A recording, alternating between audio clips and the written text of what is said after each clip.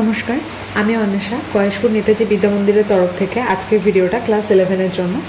আজকে আমরা যেটা নিয়ে ডিসকাস করব সেটা একটা এক্সটেন্ডেড পার্ট। এর আগের পার্টটা আমাদের অলরেডি পড়া হয়ে গেছে, সেখানে আমরা ব্যাকটেরিয়া সম্পর্কে একটা বেসিক কনসেপ্ট পেয়ে গেছি। আজকে আমরা ব্যাকটেরিয়া শ্রেণীবিন্যাস সম্পর্কে একটু বিশদে আলোচনা করব। তো প্রথমে যেটা নিয়ে ডিসকাস করব সেটা হচ্ছে ব্যাকটেরিয়ার আকার অনুযায়ী এর কিছু শ্রেণীবিভাগ লক্ষ্য করা যায়। এটা শর্ট কোশ্চেনে বেশিরভাগ আসে, তো এটা জেনে রাখা দরকার।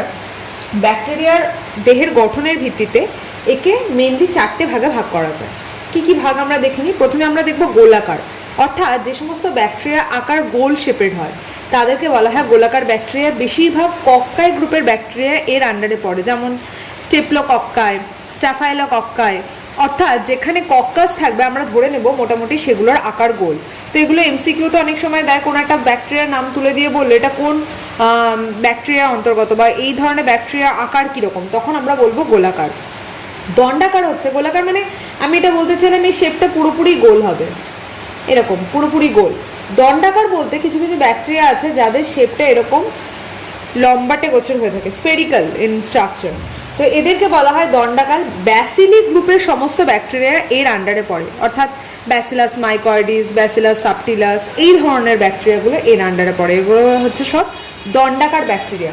তারপর সর্পিলাকার ব্যাকটেরিয়া, কিছু কিছু ব্যাকটেরিয়া রয়েছে যেগুলোকে সর্পিলাকার মানে এরকম সাপের মতো এরকম পেঁচিয়ে পেঁচিয়ে পেঁচিয়ে, যেমন ডিএনএ যেরকম হয় এরকম ধরনের আকৃতি বিশিষ্ট হয়ে থাকে, এদেরকে বলা হয় সর্পিলাকার। যাকে আমরা দুটো ভাগে ভাগ করেছি, একটা হচ্ছে ভিব্রিয়ন্স, এটা একটা গ্রুপ, আর একটা হচ্ছে স্পাইরিলাম, রোডোস্পাইরিলাম, এটা হচ্ছে এই ধরনের গ্রুপের আন্ডারে পড়ে। এগুলো সব সর্পিলাকার।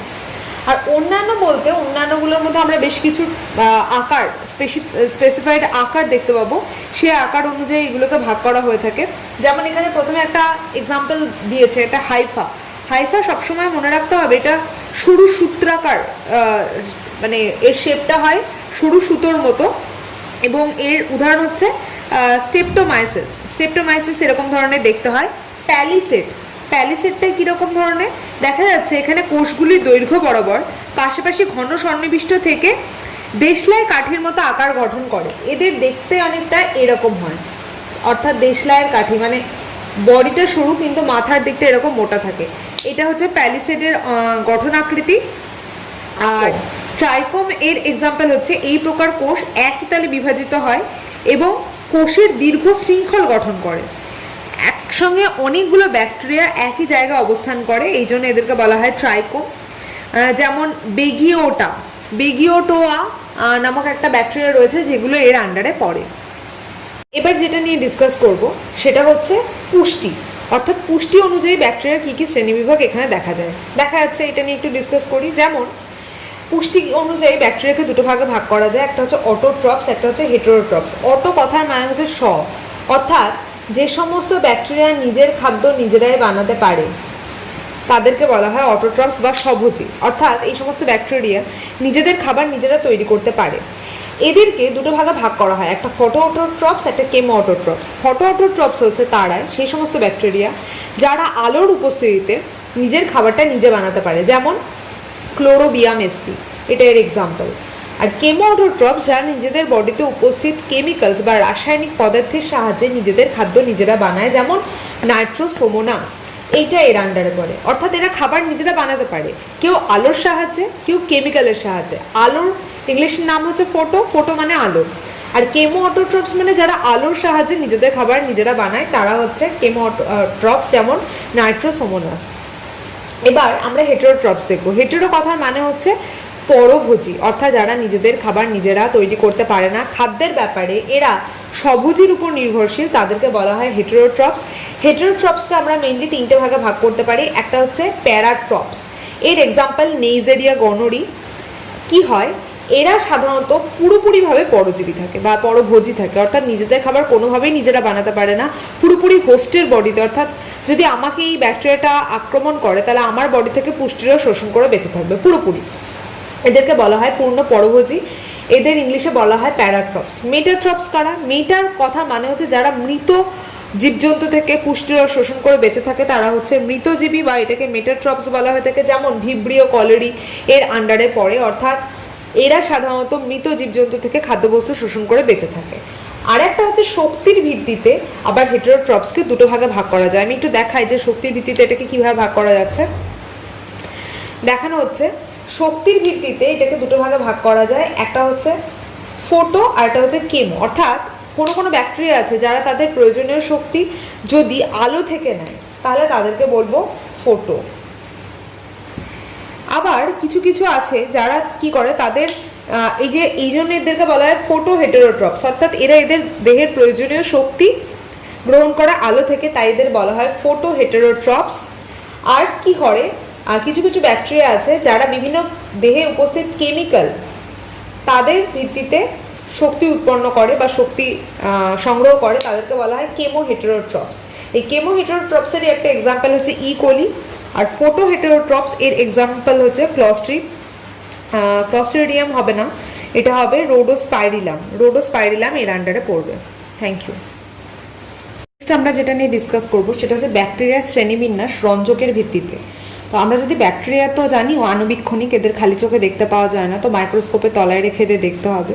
মাইক্রোস্কোপের তলায় যদি এদের রেখে দেখতে চায় তাহলে যেটা করা যেতে পারে যে রঞ্জকের ভিত্তিতে, অর্থাৎ বিভিন্ন স্টেনিং দিলে বা স্টেনার দিলে, স্টেন কি হয় এটা দেওয়া মানে হচ্ছে আমরা চোখে দেখতে পাবো ব্যাকটেরিয়াগুলোকে। বিভিন্ন গ্রাম স্টেনিং হয়, বিভিন্ন ক্রিস্টাল হয় যেগুলো দেখতে যেমন উজালার যেমন নীল রং হয়, ঠিক এরকম ধরনের দেখতে কিছু স্টেনার থাকে যেগুলোর সাহায্যে আমরা ব্যাকটেরিয়াকে ঠিকঠাকভাবে আইডেন্টিফাই করতে পারবো। তো গ্রাম পজিটিভ ব্যাকটেরিয়া আর গ্রাম নেগেটিভ ব্যাকটেরিয়া দুটো ভাগে ভাগ করা হয়। কি গ্রাম পজিটিভটা কি একটু শুনি। সেটা হচ্ছে একটা ব্যাকটেরিয়ার কোষ প্রাচীর, তার মূল উপাদান থাকে পেপটাইড ও গ্লাইক্যান। তো এই পেপটাইড ও গ্লাইক্যান যেটা কিনা মূল উপাদান, কি হয় এই ব্যাকটেরিয়ার কোষ প্রাচীর ক্রিস্টাল ভায়োলেট ও আয়োডিন দিয়ে সহজেই রঞ্জিত করা যায়। যদি আমি এর মধ্যে কালার ফেলি তাহলে কোষ প্রাচীরটা সহজেই রঞ্জিত হয়ে যাবে। তখন যদি আমি মাইক্রোস্কোপের তলায় এটাকে নিয়ে দেখি তাহলে ইজিলি এদেরকে দেখতে পাবো, সেই জন্য এটাকে বলা হয় গ্রাম পজিটিভ। এটা পজিটিভ হওয়ার আরও একটা কারণ হচ্ছে এর বেশিরভাগ লেয়ারটাই হচ্ছে পেপটাইড ও গ্লাইক্যান দিয়ে আবৃত থাকে, আর তাছাড়া থাকে প্লাজমা পর্দা। এবং গ্রাম নেগেটিভকে যদি দেখি তাহলে গ্রাম নেগেটিভটাকে কি বলবো, যে সমস্ত ব্যাকটেরিয়া কোষ প্রাচীরে ক্রিস্টাল ভায়োলেট এবং আয়োডিন দিয়ে রঞ্জিত করা যায় না, মানে রঞ্জকটা দেওয়া হলো তার সত্ত্বেও কালার এলো না, তাদেরকে বলা হয় গ্রাম নেগেটিভ।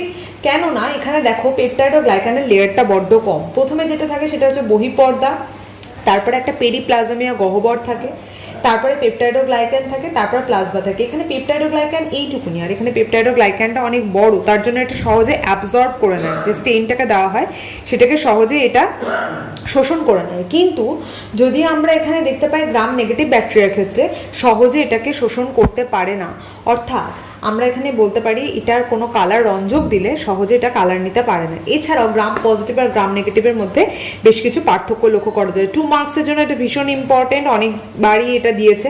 যেমন টিকোইক অ্যাসিড, টিকোরনিক অ্যাসিড, এই সমস্ত অ্যাসিডগুলো গ্রাম পজিটিভে থাকবে, গ্রাম নেগেটিভে থাকবে না। এখানে লিপিডের পরিমাণ অত্যন্ত কম থাকবে, এই জন্য এখানে সহজে রঞ্জক দিলে এটা অ্যাবজর্ব হয়। এখানে লিপিডের পরিমাণ অত্যন্ত বেশি থাকবে, তার ফলে কি হবে এটা সহজে আমরা দেখতে পাবো না যে এটা খুব সহজে রঞ্জকে রঞ্জিত হয়েছে। এর যে কোষ প্রাচীরটা যেটা সেটা দেখছি আমরা অনেক পুরু, কারণ পেপটাইড ও গ্লাইক্যান এখানে অনেক বেশি থাকে। উল্টো দিকে যদি আমরা গ্রাম নেগেটিভ ব্যাকটেরিয়া দেখি তাহলে আমরা দেখব এর যে প্রাচীরটা সেটা অনেক পরিমাণে পাতলা হয়। এবং এদের যদি আমরা দেখি যে পেরিপ্লাজমিক স্থান, এদের পেরিপ্লাজমিক গহ্বর বা স্থান থাকে আর এদের কিন্তু থাকে না। এই সব পয়েন্টগুলো উল্লেখ করার পর অতি অবশ্যই এই ছবি দুটো দিয়ে এই পার্থক্যে এক্সাম্পল দেবে। যেমন এর এক্সাম্পল গ্রাম পজিটিভ ব্যাকটেরিয়ার উদাহরণ হলো ব্যাসিলাস, সেখানে গ্রাম নেগেটিভ ব্যাকটেরিয়ার উদাহরণ হচ্ছে ই কোলি। এটা মাস্ট, এটা দিতেই হবে, এটা দেবে অবশ্যই। এবার একটা আমরা ইম্পর্টেন্ট জিনিস নিয়ে আলোচনা করবো, আর একটা ক্লাসিফিকেশন। এটা দুবার মোটামুটি এক্সামে এসেছিল, তো এটা একটু ভালো করে পড়ে রাখবে। সেটা হচ্ছে ফ্লাজেলার উপস্থিতি অনুযায়ী ব্যাকটেরিয়াকে আমরা কী কী ভাগে ভাগ করতে পারি। ফ্লাজেলার উপস্থিতি অনুযায়ী ব্যাকটেরিয়াকে আমরা 1, 2, 3, 4, 5 পাঁচটা ভাগে ভাগ করতে পারি। কি কি? প্রথমে আমরা পড়বো অ্যাট্রিকাস। অ্যাট্রিকাস কি? যে সমস্ত ব্যাকটেরিয়ার ক্ষেত্রে কোনো ফ্লাজেলা থাকবে না, বায়োলজিতে মানে নেই, যাদের কিছু থাকছে না তাদেরকে বলা হয় অ্যাট্রিকাস। যাদের কোনো ফ্লাজেলা নেই তাদেরকে বলছে অ্যাট্রিকাস। এর এক্সাম্পল হচ্ছে কর্নি ব্যাকটেরিয়াম ডিপথেরি, অবশ্যই ডিপথেরি তলাতে আন্ডারলাইন হবে। তো এই ব্যাকটেরিয়ার বিশেষত্বই হবে এটা যে ব্যাকটেরিয়ার মধ্যে কোনো রকম ফ্লাজেলার উপস্থিতি লক্ষ্য করা যাবে না। তারপর মোনোট্রিকাস। মোনোট্রিকাস মানে যে সমস্ত ব্যাকটেরিয়ার মধ্যে একটা মাত্র ফ্ল্যাজেলার উপস্থিতি দেখা যাবে তাদেরকে বলা হবে মোনোট্রিকাস। মোনো কথার মানে হচ্ছে এক। এর এক্সাম্পল হচ্ছে ভিব্রিও কলেরি। ভিব্রিও কলেরির ক্ষেত্রে একটা মাত্র ফ্ল্যাজেলা লক্ষ্য করা যায়। তারপর লোফোট্রিকাস। লোফোট্রিকাস হচ্ছে যে কোনো একদিকে একাধিক ফ্ল্যাজেলা লক্ষ্য করা যায়, তাই জন্য এটাকে বলা হয় লোফোট্রিকাস। আমি দেখিয়েছি যে মাথার এই যে দিকটাতে সেখানে একই সাইডে একাধিক ফ্ল্যাজেলা লক্ষ্য করা যাচ্ছে, তাই জন্য এটার নাম লোফোট্রিকাস। এর এক্সাম্পল সিউডোমোনাস। অ্যাম্ফি। অ্যাম্ফি কথার মানে হচ্ছে উভয়, মানে বোথ। দেখা যাচ্ছে এর দুটো সাইডে উভয় দিকে একাধিক আমরা ফ্ল্যাজেলার উপস্থিতি লক্ষ্য করতে পারছি, এই জন্য একে বলা হয় অ্যাম্ফিট্রিকাস। আর লাস্টেরটা পরিধি বরাবর চারিদিকে থাকে, তাই জন্য এটার নাম হচ্ছে পেডিট্রিকাস। আর অ্যাম্ফিট্রিকাসের এক্সাম্পল হচ্ছে স্পাইরিলাম। আর পেডিট্রিকাস মানে হচ্ছে পেডি কথাটাই মনে রাখতে হবে পরিধি থেকে এসেছে, অর্থাৎ পুরো পরিধি বরাবর পুরো সারফেসেই লক্ষ্য করা যায়। এবং এর এক্সাম্পল হচ্ছে সালমোনেলা।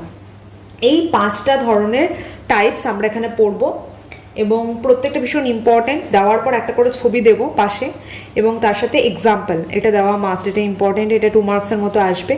এছাড়াও এই ব্যাকটেরিয়া চ্যাপ্টার থেকে আমরা আরেকটা জিনিস পড়বো, কিছু উপকারী ব্যাকটেরিয়া আর কিছু অপকারী ব্যাকটেরিয়ার নাম। যেমন উপকারী ব্যাকটেরিয়ার মধ্যে আমরা ল্যাক্টোব্যাসিলাসের কথা পড়বো, যারা দুগ্ধ উৎপাদনে সাহায্য করে, দুধ থেকে দই তৈরিতে অ্যাকচুয়ালি সাহায্য করে, নট দুগ্ধ উৎপাদন, দুধ থেকে দই প্রস্তুতিতে সাহায্য করে ল্যাক্টোব্যাসিলাস। এছাড়াও আমরা জানি যে সিউডোমোনাস, স্পাইরিলাম, এগুলো কি করে, বাতাস থেকে নাইট্রোজেন সংবন্ধনে সাহায্য করে। কিছু ফ্রি লিভিং ব্যাকটেরিয়া থাকে, এই ব্যাকটেরিয়াগুলোকে আমরা উপকারীর ক্যাটাগরিতে ফেলবো। অপরদিকে অপকারী ক্যাটাগরিতে কোনগুলো ফেলবো, যেমন যেগুলো রোগ সৃষ্টি করে, যেমন ভিব্রিও কলেরি, কলেরা রোগ সৃষ্টি করে, নেইজেরিয়া গনোরিয়া রোগ সৃষ্টি করে, এগুলো আমাদের শরীরের জন্য খারাপ। তো এইভাবে আমরা একটা যদি ব্যাকটেরিয়ার গুরুত্ব আসে পরীক্ষা বা সিগনিফিকেন্স আসে, তাহলে উপকারী ব্যাকটেরিয়া এবং অপকারী ব্যাকটেরিয়া দুটো ভাগে ভাগ করবো। তার মধ্যে উপকারী ব্যাকটেরিয়ার ক্যাটাগরিতে কয়েকটা উদাহরণ দেব যেগুলো আমি বললাম, আর কয়েকটা অপকারী ব্যাকটেরিয়ার উদাহরণ হিসেবেও আমরা লিখবো যে এরা আমাদের শরীরের জন্য কিভাবে ক্ষতি করছে। তো যেটা মোটামুটি পড়ালাম পুরোটার মধ্যে থেকে ভীষণ ইম্পর্টেন্ট কয়েকটা কোশ্চেন আমি ডিসকাস করে দিচ্ছি। যেমন এরকম অনেক সময় দেয়, পুষ্টি অনুযায়ী ব্যাকটেরিয়া শ্রেণীবিন্যাস করো, ফ্ল্যাজেলের উপস্থিতি অনুযায়ী ব্যাকটেরিয়া শ্রেণীবিন্যাস করো, গ্রাম পজিটিভ গ্রাম নেগেটিভ ব্যাকটেরিয়ার পার্থক্য, ব্যাকটেরিয়ার গুরুত্ব লেখো। এইগুলো একটু মোটামুটি ব্রড কোশ্চেন হিসেবে দেয়। আর অসংখ্য শর্ট কোশ্চেন থাকে আকৃতি তুলে, যে গোলাকার ব্যাকটেরিয়ার উদাহরণ কোনটা, বা হয়তো দিয়ে দিল ব্যাসিলি একটা কি ধরনের আকৃতির ব্যাকটেরিয়া তা বলো, এইগুলো শর্ট কোশ্চেন হিসেবে দিয়ে দেয়, তো এটা পড়বে। এইটুকুনি থাকবে মোটামুটি ব্যাকটেরিয়া থেকে আপডেটেড প্রশ্ন। Thank you.